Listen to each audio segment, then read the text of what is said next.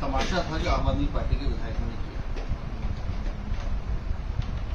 हम सबको मालूम है कि इन बस मार्शल्स को अरविंद केजरीवाल ने निकाला और वो चिट्ठी उनकी पब्लिक डोमेन में है। पैरा नंबर 2 उनके लेटर का, उसकी आखिरी लाइन पढ़ लें, जिसमें लिखा है कि मैं सिफारिश करता हूं कि इन्हें तुरंत निकाल दिया जाए। लेकिन अब चुनाव सर पर है तो आम आदमी पार्टी के सभी नेताओं को बस मार्शल की याद आ रही है। विषय विधानसभा में भी आया। हमारे विधायक दल के नेता ने मुख्यमंत्री से बात करके उनसे समय मांगा कि इस समस्या का समाधान फौरी तौर पर किया जाना चाहिए, जल्दी किया जाना चाहिए।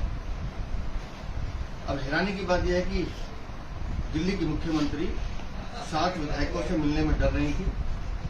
60 अपने गुंडे वहां विधायक बुलाकर और जिस तरह की बदतमीजी कही, पूरी स्क्रिप्ट लिखी हुई कि कैसे किसने क्या बोलना है, कैसे हंगामा करना है, विषय को चलने नहीं देना है, और जब वो जाने लगे तो उनके साथ मारपीट करना है और फिर पूरा नौटंकी की पैर भी छूने, ये सब चीजें लिखी हुई।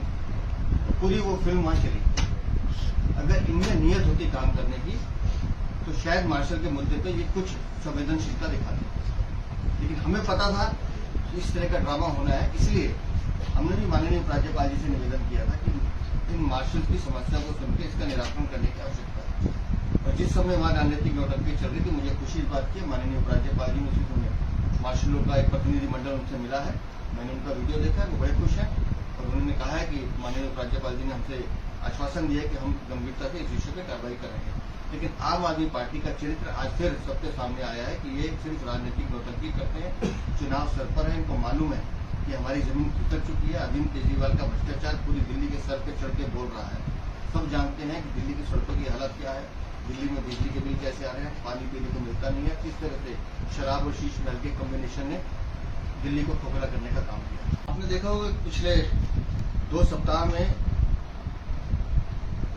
दिल्ली के लाखों लोगों के लिए माननीय प्रधानमंत्री जी के नेतृत्व में दिल्ली के माननीय उपराज्यपाल ने 2 घोषणाएं की। कई वर्षों से दिल्ली के देहात की मोटेशन बंद थी।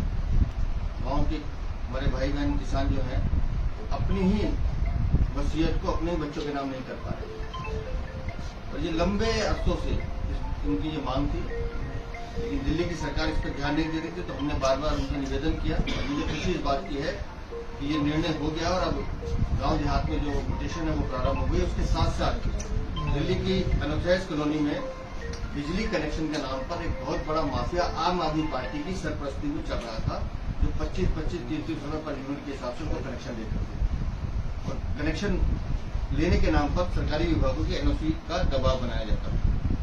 माननीय उपराज्यपाल जी ने उस विषय को भी गंभीरता से समझते हुए हमारे सभी 7 सांसद लगातार इस विषय पर माननीय उपराज्यपाल जी से निवेदन कर रहे थे। तो मुझे खुशी इस बात की है कि वो निर्णय भी हो गया। दिल्ली की जितनी अनधिकृत कॉलोनीज हैं या अर्बनाइज विलेजेस हैं या नॉन कन्फर्मिंग एरिया जहां फैक्ट्रीज और गोदाम चल रहे हैं, वहां पर बिना एनओसी के बिजली के कनेक्शन उन लाखों लोगों को मिलेंगे जो इस भ्रष्टाचार से पीड़ित थे।